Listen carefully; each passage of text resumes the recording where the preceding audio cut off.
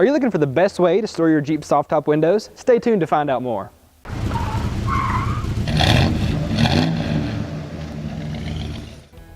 Hello and welcome back to In the Garage. I'm your host, Stephen Fillers. Today we have a very cool product from Rightline Gear. Have you been looking for a way to store your Jeep's soft top windows in a secure way without getting them scratched? Well, look no further. We have a great product again from Rightline Gear. Let's look at some of the details on what makes this stand out against the products that are on the market today. Today's vehicle is going to be a 2016 Wrangler Unlimited Sport Edition. Okay, so we have the soft top window cover bag here on the table. As you can see, a few of the things that I do want to point out that makes this stand out against the competitors out there are, first of all, the material that it's made of. This is a PVC coated material, so it's going to stand up against all the hardships, weathering, anything you can expect out of an environment a Jeep's going to be in. This is going to keep you protected against. A few of the other things I do want to note are some of the welded seams and the urethane coated zippers. Now these work together to keep moisture and water out of the cover to keep your windows safe from that weathering as well. Let's take a look at what's in the case. Okay, so let's take a look at what's inside of the bag itself. Okay, let's get it unzipped here. So first thing you're going to notice is this looks a lot like what the material that a wetsuit's made out of, and that's because it is. This is a very nice, high quality neoprene material, and because it's what the wetsuits are made out of, it's very water resistant and it's very durable. So this is a very high quality material. Again, it's very non-abrasive, so whatever the case may be, if this is going to be rubbing against your soft top windows, you want something that's going to be very non-abrasive for your soft top windows because they scratch easily, especially in the midst of dust, debris, whatever the case may be. With that said, let's go and get the back glass off and show you how that's going to work. Okay, so as we're removing these windows, the one thing you do want to note is to keep this rear window bar in place. So as we begin to do this, just make sure that stays in place because this is going to provide structure to the bag, and we'll show that a little bit more in detail later in the video. Without further ado though, let's go ahead and remove these windows.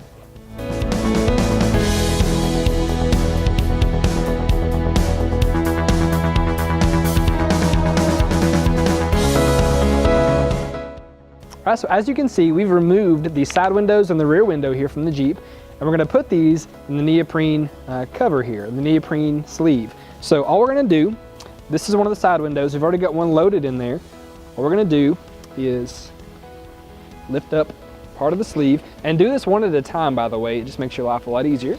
Do it one at a time. And what you're going to want to do is to slide this in such a way that it's perfectly flush against the seam, and you'll be able to feel this and tell if it's where it needs to be. But move around, get it against the edge of this seam here, and you can feel that as well. So make sure that it's up against the seam, on this seam and this seam. So maneuver it until it's just like you need it, and it is. So now we'll make sure that everything's covered up correctly, and we'll proceed to the next step. Okay, so the next step is going to be your rear window. So like the other two windows, the side windows, we're going to lay it flat, face up. So just like so, and get it as close to the seam as you can. One thing I do want to note is that this sleeve will work with your CJs, your YJs, your TJs, and your JKs. So it's going to be sort of universal in that regard. But basically what we're going to do at this point is we're going to roll the neoprene cover over, flatten it out the best you can, and from this view here you can really see if your rear glass is lining up properly. What you want to do is bring it back as close to the seam as you can. You can flatten this out and feel where it's at. So we're just going to draw it as close as we can, making sure that the top stays pretty tight.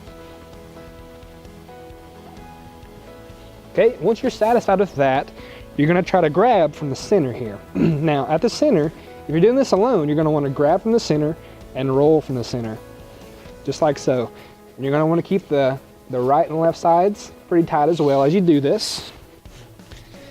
So keep it tight and roll it up.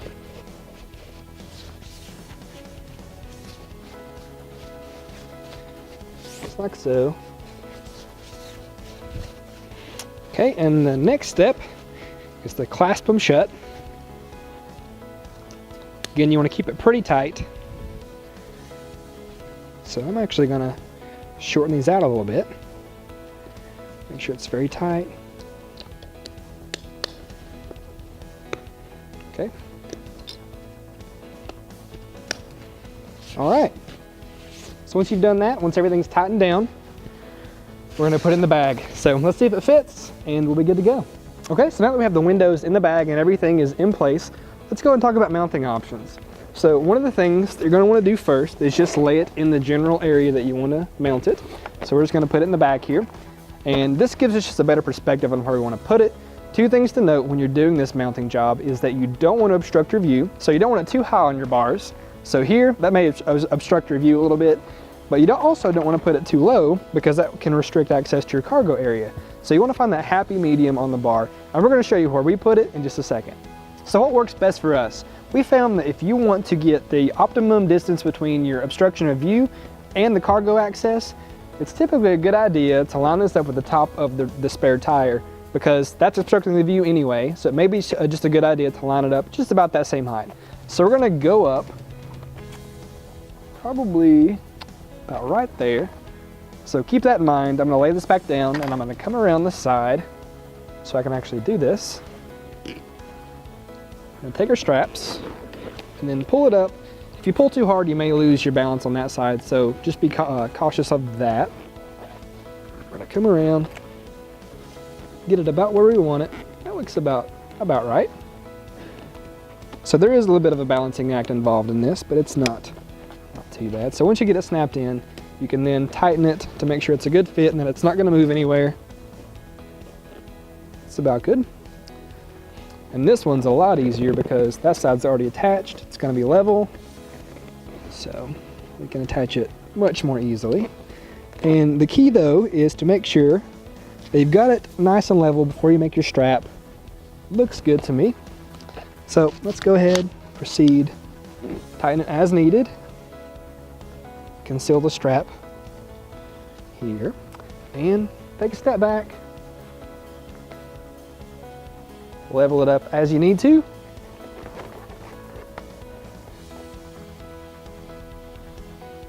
It's a job well done.